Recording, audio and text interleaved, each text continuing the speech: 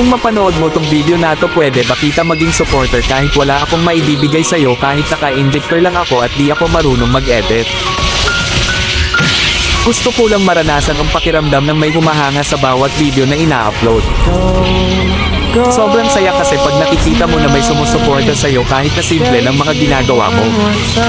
Nakakasipag gumawa ng video at hindi nakakasawang mag-upload. Sa panahon kasi ngayon, pag wala kang maibibigay ay malabo ka pansinin ng iba. Sa halip puro masasakit na salita pa ang mababasa mo, nakakalungkot man isipin, pero yun ang totoo. Hindi ko naman nilalahat pero karamihan ganon.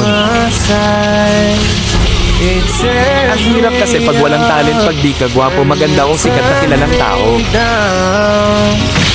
Ang hirap pag di ka mayaman.